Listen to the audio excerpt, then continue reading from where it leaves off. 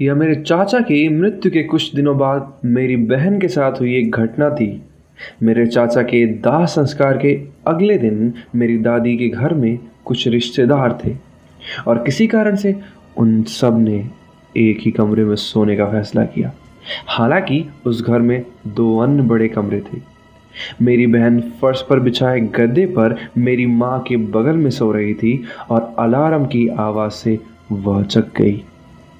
यह लगातार बज रहा था और केवल वही एक इंसान थी जिसने इसे सुना। जब उसने मेरी माँ को जगाया और उसे इस बारे में बताया तो माँ ने सोचा कि वह सपना देखी होगी, लेकिन मेरी बहन ने आवाज़ को ज़ोर से और स्पष्ट रूप से सुना था। उसने मुझे बताया कि वह कोई सपना या भ्रम नहीं था और वह पूरी तरह जगी हुई थी और किसी ने भी उसके अलावा इसे नहीं सुना। कुछ समय बाद वह फिर से सोने की कोशिश कर रही थी कि उसे इस बार लगा कि उसके सिर पर कुछ गिर रहा है। पहले तो वह समझ ही नहीं पाई कि उसके सिर पर क्या गिर रहा है, लेकिन फिर उसे ये एहसास हुआ कि जैसे कोई उसके सिर पर पत्थर गिरा रहा हो। यह घटना इतनी विचित्र थी कि वह सिर्फ महसूस कर सकती थी। उसे कुछ भी नहीं दिखाई दे रहा था और सिर्फ महसूस हो रहा था। उसने बस अपने सिर के ऊपर कंबल खींचा और प्रार्थना की कि जल्दी ही सुबह हो जाए। किसी ने उसके इस बात पर विश्वास नहीं किया, लेकिन मैं उसकी बात पर विश्वास करता हूँ। वह निश्चित रूप से ऐसी लड़की नहीं है जो ऐसी चीज़ों के बारे में झूठ कहेगी। और जब वह यह घटना सुना रही थी तो मैं उसकी आंखों में वास्तविक भय देख सकता था। उसके बाद कई दिन बीत गए और मुझे आज भी वो भयानक किस्सा याद है जो मैंने और मेरी बहन ने महसूस किया था।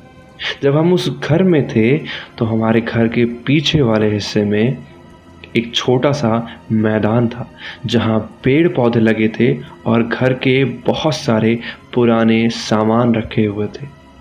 उस दिन हम दोनों घर पर ही थे और हम दोनों उस रूम में थे जिसकी खिड़की सीधे उस मैदान में खुलती थी। हमने तभी उस मैदान से आती हुई उस चीख को सुना।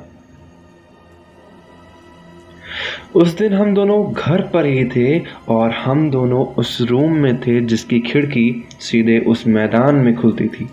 हमने तभी उस मैदान से आती हुई एक चीख सुनी। हम दौड़ते हुए उस मैदान में जा पहुंचे। हम दोनों को यही लग रहा था कि वहाँ कोई ना कोई है, लेकिन उस बैकयार्ड में हम दोनों के सिवा कोई नहीं था।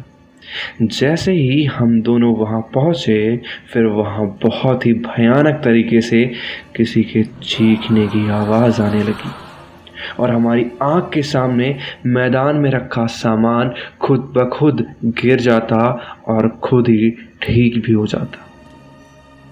उस मैदान में किसी इंसान के होने की बात तो छोड़िए, वहाँ कोई चूहा भी नहीं था। मैं बता नहीं सकता कि उस दिन हमने क्या फील किया था। जब भी मैं सोचता हूँ कि वहाँ क्या हुआ था तब मैं हैरान हो जाता हूँ कि क्या ये सच में हमारे साथ हुआ था, क्योंकि तब तक मैं इस तरह की घटना को सिर्फ कहानियाँ समझता था।